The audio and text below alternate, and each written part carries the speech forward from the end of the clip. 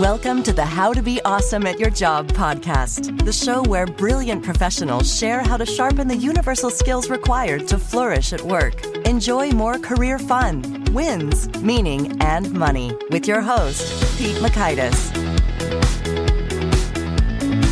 Hello, and thanks for joining us here for episode 610 with Dr. Tania Israel. Tania has some great perspective on how to chat with folks who disagree with you. She even got me thinking again, maybe I should just never bring up politics at work. And she opened my eyes to there may well be some prudent times and places and ways to engage in the conversation such that you're actually both better off and enriched. And it's a risk worth taking under certain occasions. So I was inspired. I think you will be too. You'll learn one skill to make difficult conversations more manageable. 2, how to stop seeing disagreement as a threat. And 3, the 2 fears that keep us from actively listening. So if you want to check out the show notes or the transcript or the links to items we've referenced, drop on by awesomeatyourjob.com/EP610. And if you want summary insights from this episode and every episode that's gone before it, check out the Gold Nugget email list, which gives you the summarized 3-ish minute read version of each of these interviews. It's called the Gold Nuggets at awesomeatyourjob.com. Now here's Tania's story. Tania Israel is a professor of counseling psychology at the University of California, Santa Barbara, raised in Charlottesville, Virginia, and educated at the University of Pennsylvania and Arizona State University. Dr. Israel is known for her work on dialogue across political lines, social justice, and LGBT psychology. Big thanks to Tania for sharing her wisdom with us. And big thanks to our sponsors. Check them out. One sponsor to check out is Harvard Business Review. This brilliant magazine, published at hbr.org, is the leading destination for smart management thinking. Fun fact, HBR has been mentioned in 108 episodes of the show. That's because HBR has great stuff that comes up often. They've got explainer videos, podcasts, real-world case studies, and much more. I think of HBR each night that I put on my special orange glasses. Their article, Will Blue Light Glasses Improve Your Sleep?, revealed that those who wore them reported better sleep and a 7% improvement in work performance as compared to those who wore the sham glasses. So I cite HBR anytime anyone tells me that I look silly wearing them. Now, much of HBR's content is available for free when you sign up at their site. Subscriptions that get you unlimited content cost $10 a month. If you visit hbr.org/subscriptions and enter the promo code AWESOME, you can save 10% off of that subscription. Again, to save 10% off of your HBR subscription, go to www.hbr.org/subscriptions and enter the promo code AWESOME.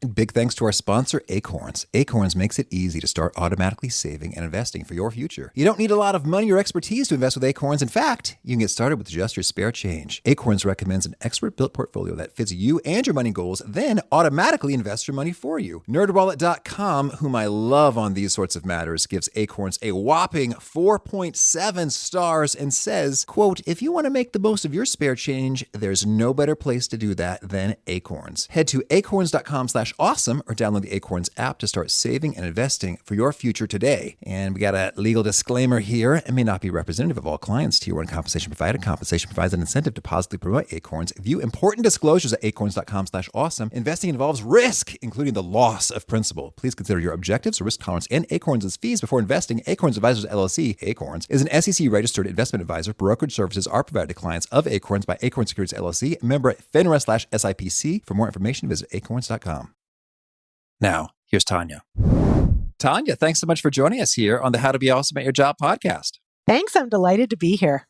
Well, I'm delighted to have you. And I think the first thing we need to hear about is your knack for writing not just books like Beyond Your Bubble, but also song lyrics. What's the story here, and can we hear a sample? Well, I have a quirky muse, and she writes lyrics, but not the melodies. So I have to borrow the melodies from pop songs and show tunes and Christmas carols and all kinds of things. And I am a lyricist, but not a singer, so I'm going to spare you. But if you want to hear my lyrics, I actually just started a podcast with a friend of mine who teaches about Buddhism. And then I write songs about the teachings, and a friend of mine who is the voice of an angel sings them. So that's a much better way to hear my lyrics. Oh, that's fun. I remember in college taking a class about Buddhism, and sometimes there was head scratching. There'd be a long Sanskrit word like Tathagata is not a something, but it's also not a something. It's like, oh man. So maybe bringing it to song will help clarify. It's really something where the teachings can sometimes be murky, but I can summarize it in a catchy tune. So there's something for everyone. Oh, that's a gift. Well, there's some murky stuff that I want to talk about and get your insight into. So you've got a fresh book, Beyond Your Bubble. Can you tell us, first of all, what's the big idea here? So the big idea is that it's possible to have dialogue across political lines, and there are some skills that you can cultivate that are going to help you to do so effectively. Oh, I love it. And we love skills here and dialoguing across difficult lines, be they political or the silos in organizations or just your boss or teammate who just has the complete opposite view of yours, I think is so important. So, but you know better than I. Tell me, what really do we have to gain if we, really master this skill, and what do we have to lose if we don't? Sure. Well, this book all started because after the 2016 election, it was pretty clear that we have some divisions in our country and that we weren't communicating effectively across this divide. And this has been affecting us in terms of our relationships, our family relationships, our relationships with people in our communities, but also in the workplace. And so this is one way that it really can make a difference in terms of work. Employers are actually losing people's time and energy to tension to the political divide and to stress about the divide. So it turns out that people are more stressed now about politics than they have been in the past. And so really this book is something that I wrote to try to help to remedy this problem so that we can both reduce our stress and also have more effective conversations.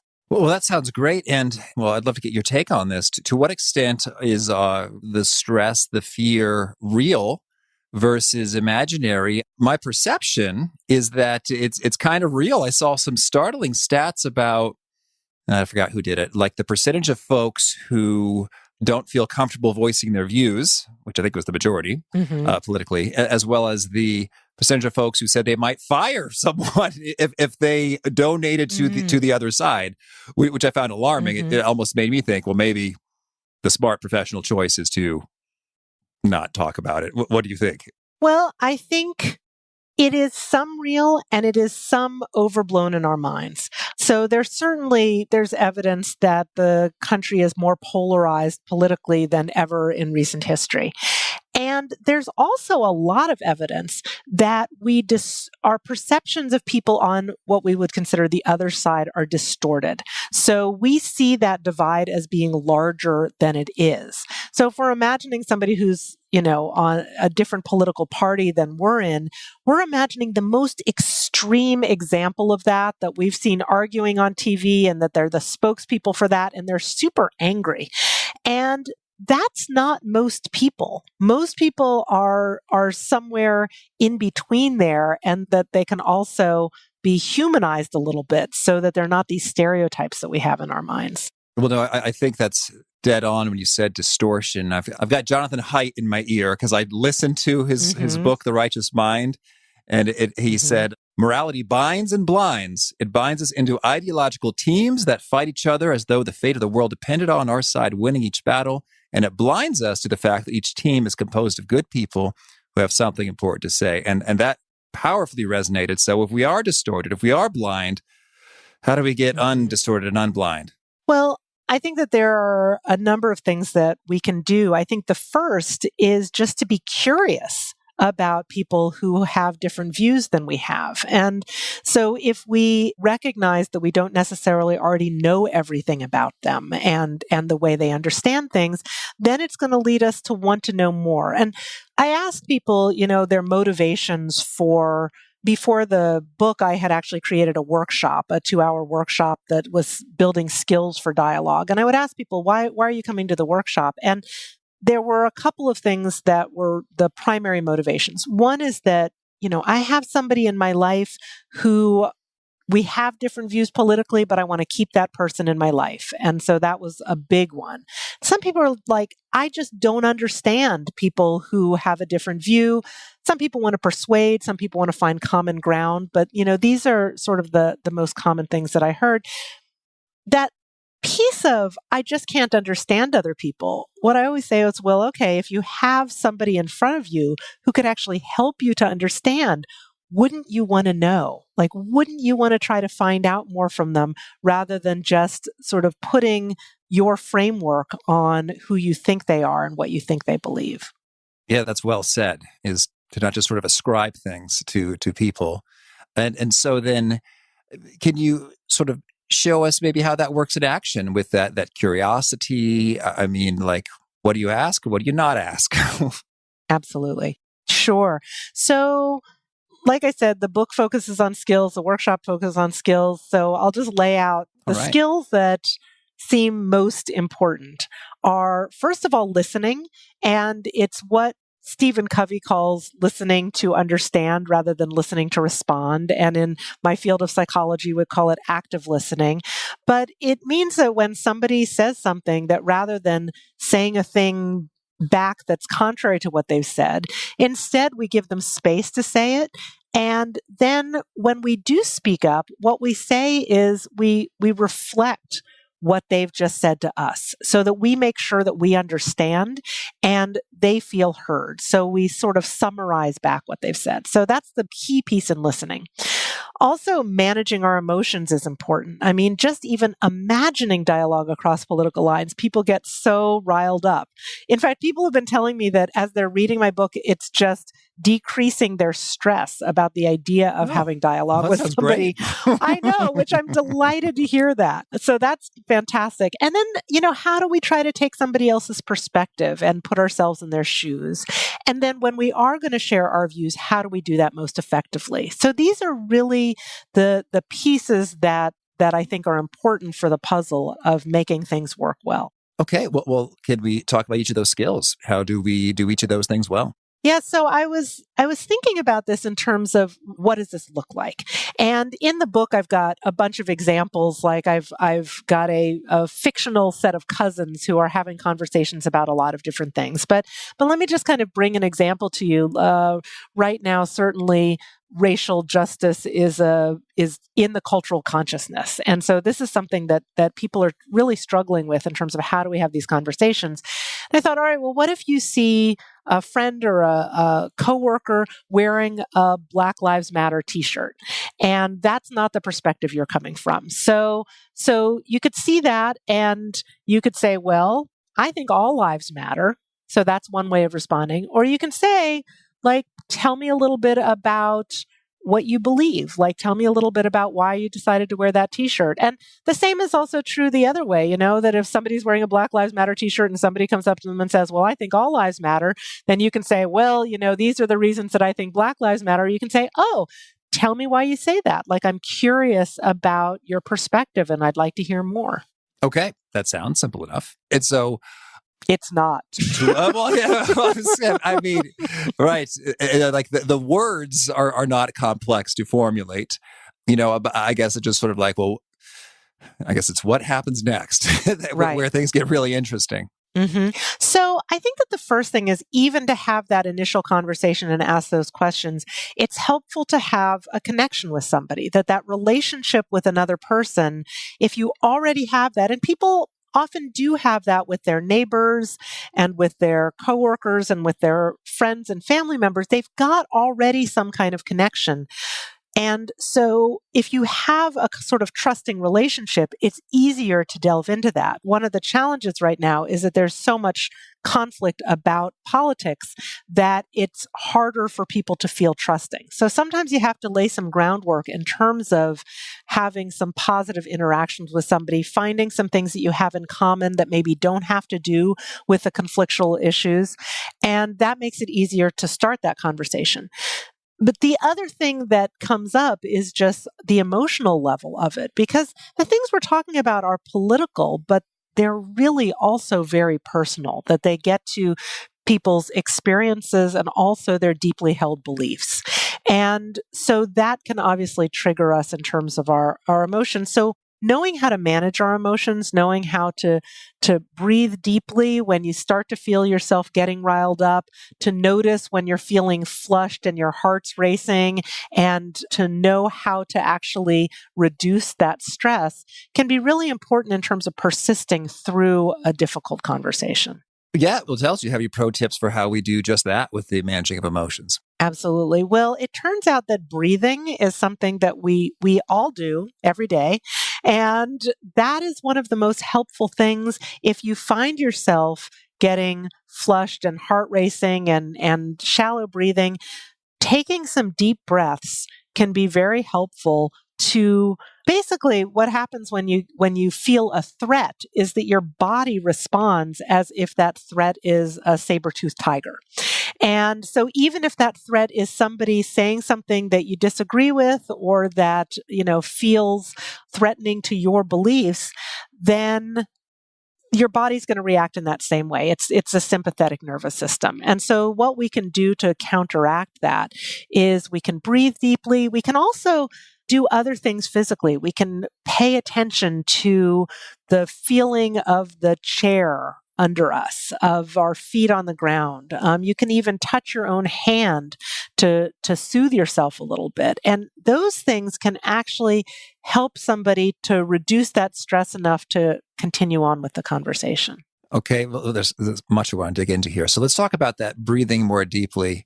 Sometimes I'm worried that if I do that, it might come across as a sigh, like, oh boy, here it is. And I don't want to make that impression. So can we breathe deeply on the sly, or how do we do that? It turns out that because you're always breathing anyway, that you can still breathe. You can change a little bit of the pattern of your breathing and nobody needs to know. It's Alrighty. Actually the best thing to do is to practice all of these skills when you are not in the middle of one of these conversations. So doing deep breathing, practicing listening just with somebody who you super well get along with is a great thing to do before you practice some of these listening skills with somebody who you feel some conflict with. And so when it comes to the listening, we mentioned that we're listening and not to respond, but to understand. Are there any particular kind of internal cues or prompts or questions, or how do you run your brain optimally so that you're listening really well?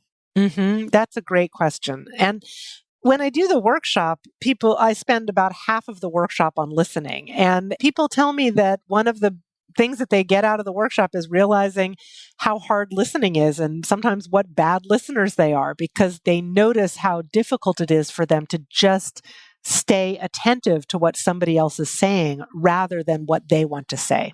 So that's really part of it, is how do you keep focused on the other person? And if you know that what you're going to need to say when you have a chance to speak is summarizing what they just said, you're going to pay a lot more attention to it. So if you really think, all right, my goal is to be able to listen so that I can say back to them a summary of what they've just said, that's going to help to keep you focused because you're really going to want to try to understand it. I think also if you know that you're going to have a chance to speak later, then it can be helpful. So recognizing that the conversation doesn't have to be they say what they think, you say what you think, they say what they think, you say what you think. That if it's they say what they think, you summarize that back to them. They maybe go a little bit more deeply into what they think. Maybe you ask an open-ended question, and you can stay with that for a little while to really make sure you're developing a deeper understanding. And then you can switch. So then you get to talk about your view, and what you would want is for them then to be focused on understanding more about your view. So it's doing the same thing for them that you would want them to do for you. Yeah, that's a great perspective there. Is like there's no obligation. It's not like courtroom, for you to put forth your viewpoint. Like, I mean, sometimes maybe you're in the middle of a meeting and the decisions are being made that meeting. Okay, yes, we got to hear all the viewpoints. But like, it's totally fine if maybe we have a full conversation about Black Lives Matter, and then and we just don't get to my view. That's okay. And maybe we'll get to it later, or maybe they ask and it's like, oh, shucks, well, heck, I only got 2 minutes. So maybe we'll do this over lunch tomorrow. And I think in a way, it's just almost like a paradigm shift to just sort of be okay putting that aside. Like nothing bad will happen if you hear them and they don't hear you. Right. And absolutely. And I'm going to tell you the fears that people have about doing just that, because people tell me these things. Okay. So one of the fears is there's a thing that will make all the difference if I just say it. That You think so? then they will understand things the way that I do, and that will change their minds and they will come around to the right view. And that is one of the things that I hear from people, that they feel like they've just got to say this thing because it's going to make all the difference. And so here's the thing I just want everyone to know. It's not going to make a difference. That amazing thing that you think is going to change everything, if you just can get it out of your mouth, it's really not. And so I think take some of the pressure off of yourself to feel like, oh, I must say the brilliant, clever, smart, right thing, and it'll change everything, because it probably won't. And what has a better chance of changing things is if you actually listen and they feel like you care. And then they'll actually be more interested in what you have to say. So that's one fear, that if you don't say that thing, then you're missing that opportunity to change the world. The other fear that I've heard from people is actually, what if I listen to their view, and what if it actually changes my mind? And that's a little scary for people, because these are really deeply held views. So I came across this literature on something called intellectual humility. And there's so much richness here, because it's really what I think of it is as how to be righteous without being self-righteous. And so being righteous is really about holding on to deeply held values that feel in alignment for you. But you don't have to then put down everybody else's views. That's when you get self-righteous, when you feel like mine are the only views that are worthy. And so if you have intellectual humility, you can actually have these deeply held views and be curious about where somebody else is coming from, and help them feel humanized and valued, even if you aren't going to change your mind about that issue. Yeah, there's so much good stuff there. And I'm thinking about that listening in terms of your odds of persuading are better if you say very little or even nothing in that conversation, because there will be another time in which your influence and receptivity has grown there by having done that listening. And I think that's a powerful reframe as well, just right there, in terms of, by saying less, I will achieve more in the influence that I seek. And it's fine to have a breath there. I also want to dig into this notion that we perceive a threat like it's a tiger coming at us when it's really not. I mean, that's kind of the human condition, but how can we establish more of a baseline level of chill when we go there, so that this falsehood does not feel real to us? We are not really under attack. It's just another idea that we can try on for a second and see what happens. Absolutely. And I appreciate your sort of talking about the paradox there of listening versus talking and what's most powerful. And it does mean that we have to go into this in a particular emotional state to really be able to hear what somebody else has to say, even if it does feel threatening to our beliefs. And, I hear a lot from people saying, well, it's not just my beliefs. Like, I feel like if that person holds certain views or attitudes about my group, about the type of person I am, then, it feels threatening on a more existential level, on a more, am I going to be safe here level too. So I think in addition to the physiological ways that we can ground ourselves that help to manage emotions, having a clearer understanding of those people who are on the other side can be really helpful. And that's where recognizing where we might have distortions and stereotypes of people, I think, can help. So some of those things that we can do cognitively, just to recognize that people are not necessarily the extreme that we would think that they are. So I think just knowing that is useful.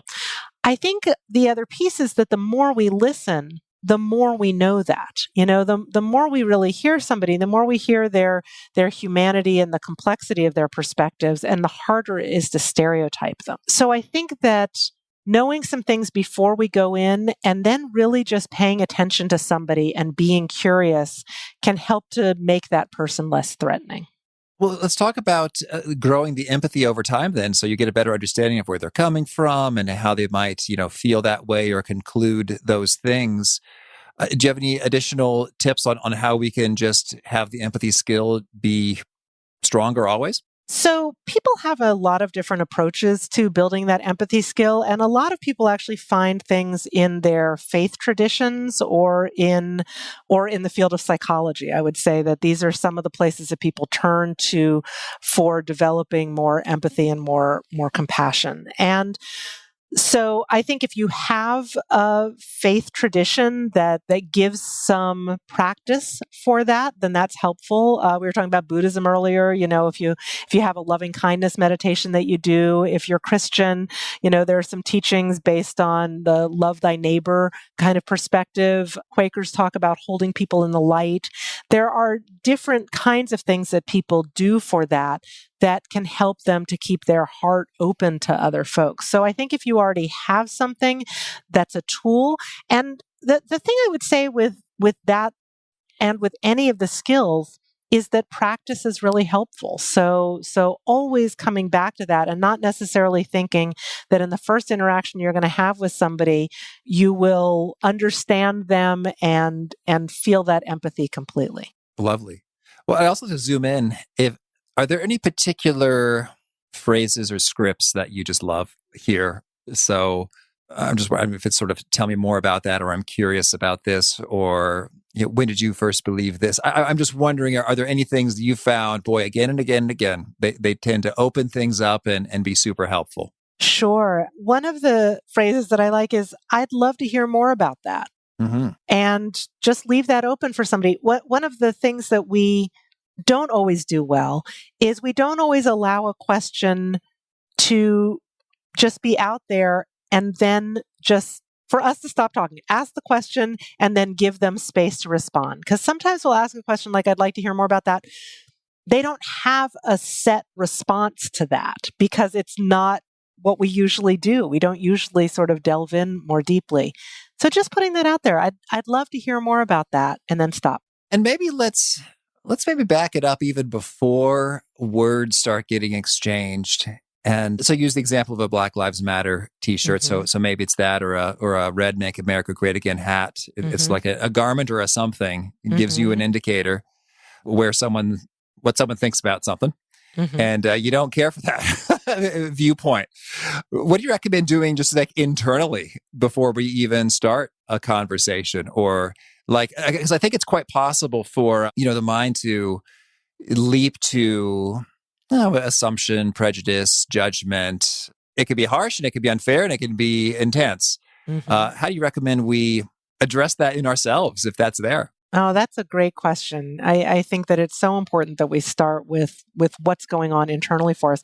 I think that the first thing is to notice that that's coming up for us, that we're making these assumptions about that person. And maybe to start to get curious inside, maybe you see somebody wearing a Make America Great Again hat and you go, I wonder why they made that choice. I wonder, what their experiences are that led them to want to adopt that perspective. And so I think starting that curiosity internally, asking questions rather than the sort of statements that we might be making to ourselves about that person can be a good start. Yeah, and what's interesting is when you have that curiosity, and maybe this is a little bit too flippant or playful, but I mean, there could be any number of reasons that don't even mean they love Donald Trump. Like, they have lice, and this is the hat they had available. It was a joke. It was a bet. They're trying to develop these skills associated with having difficult conversations. They thought this would draw people to them. I mean, none of these are particularly likely, but they're all possible. And when you have that curiosity as opposed to assumption, it seems like it can take a lot of the intensity out of things from the get-go. Mm-hmm. Yeah, absolutely. And it's true, like very likely someone's wearing that hat because they believe that, because there's something about that resonates for them. And don't you want to know what it is? don't you want to know more about that? And I always think that that's the most curious thing, is that people say, well, I just can't understand. But when they're given an opportunity to understand, they shy away from it, or not just shy, like forcefully push away from it. And that's actually probably the thing that I learned most from doing this work, is that people have these motivations that bring them to it, that bring them to want to have dialogue. But that's not the only want that they have. They want to maintain this relationship, but they also want to vent, and they want to feel validated in their own beliefs. And so I think that having multiple wants is really important for us to know about ourselves, because if we think, oh, I really want to have this dialogue, but I can't because, the other side is not going to want to have this conversation. I hear that from people a lot. And what I know also is that, people have a lot of reluctance to do it themselves, because there's another motivation that they have that either is stronger or at least is in conflict with that desire to do it. And I'm thinking a little bit about defensiveness now. I mean, we talked about some of the work we can do internally in terms of being curious and watching yourself and checking, the assumptions that you might be leaping to. Are there any things, and not sort of being really eager to ensure you put out your viewpoint, do you have any other perspectives on how we can sort of preempt defensiveness? Because I think some people get defensive quickly. And some people defensive only when they think you're really coming after them. So what's the best way to minimize this impact? So it's really helpful to get to know people outside of the political conflict. Sometimes there are things we have in common. People can relate a lot to other people who are trying to raise children and in the middle of a pandemic. Like, okay, maybe that's something you have in common. Maybe you both coach soccer. Maybe there are things that you have in common that you can talk about. You don't have to start with the thing that's most conflictual. You can build some connection in other ways. I mean, if you just see a stranger who's wearing a hat or a t-shirt, sure, you might not want to go up and have that conversation with them. And so you can or not do that. But there are people who might be closer into your life and into your community or your workplace. And then maybe you've got an opportunity, because maybe you've already got some foundation with them, and then you can venture into these conversations. Well, now let's maybe shift gears a bit away from, explicitly political stuff. So let's say you're working with a boss or a manager of another department who you kind of infer that, or maybe they've explicitly said that they'd like you or your department to no longer exist, like downsizing or outsourcing, or something that also just kind of hits you where it counts in terms of, what I have to contribute does not seem valued. Now, that may be a fair or unfair characterization, but if you're in that place, you still need to consider their viewpoint and collaborate and get to great decisions together. Are there any additional things that you'd highlight here? Sure. Well, there's a lot wrapped up in that. One is that if there's a power differential between yourself and somebody else, so you're talking about like a manager, that can really affect things, because that feels more threatening, and it feels like you may not be as comfortable expressing a view or even asking more questions about it. So I think that's another piece that we have to take into consideration with these conversations, is like, are there power differentials that are affecting things? Okay, I'm going to get to your question in a moment, but I'll just share that, I was listening to one woman who was interested in dialogue, and partially because she was trapped in a car with her supervisor driving somewhere, and her supervisor was just like going on and on about his political views, and not something that she agrees with, and she didn't feel like she could get out of it. So I want to speak to the managers for a minute. This is something to know, is that you've got a lot of power, and putting somebody in a situation where they've got to hear your perspective can feel really vulnerable for that employee. And so I think really being aware of how that might be affecting people in the workplace is really important. So that's if you're coming from the manager side. And that's again about politics. So let me move back to your scenario then. Listening is still really helpful. Somebody says, wow, I don't really know that, we need the kind of work that your department's doing. You can argue back and say, well, yes, you do. But don't you first want to know how they came to that conclusion? Because you're not going to actually be able to make an effective argument to them if you don't know how they got there. So, why do you say that? Or, I'd love to hear more about that. I'd love to hear more about what a bad job you think I'm doing. Right. But really just asking, I'm really interested to know how you got to that conclusion. And then you actually got to be really interested to know. Right. Okay. Thank you. Well, tell me, Tania, anything else you want to make sure to mention before we shift gears and hear about some of your favorite things? The one other thing that I'll add, because I talked about listening and reflecting and summarizing what somebody says, and I think that's really important for people to know, is you don't have to actually be able to create in your head a transcript of what somebody has said and say it all back to them.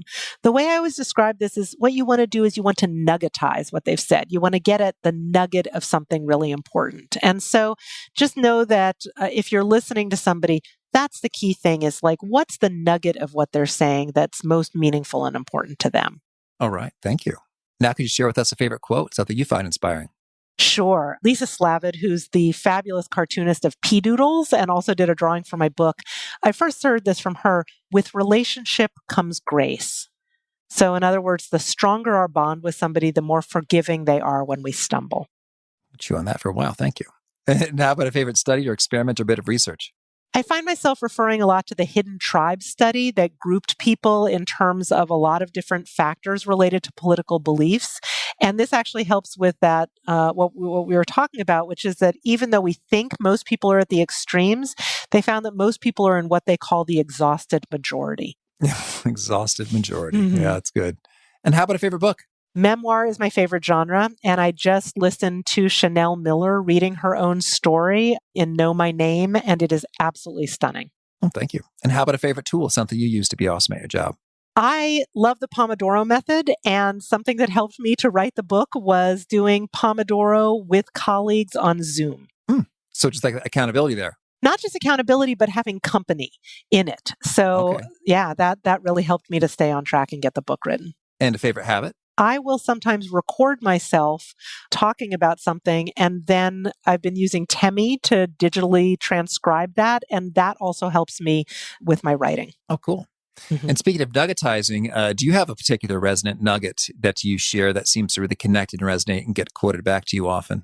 So people seem to love this thing that I created that I call the flow chart that will resolve all political conflict in our country.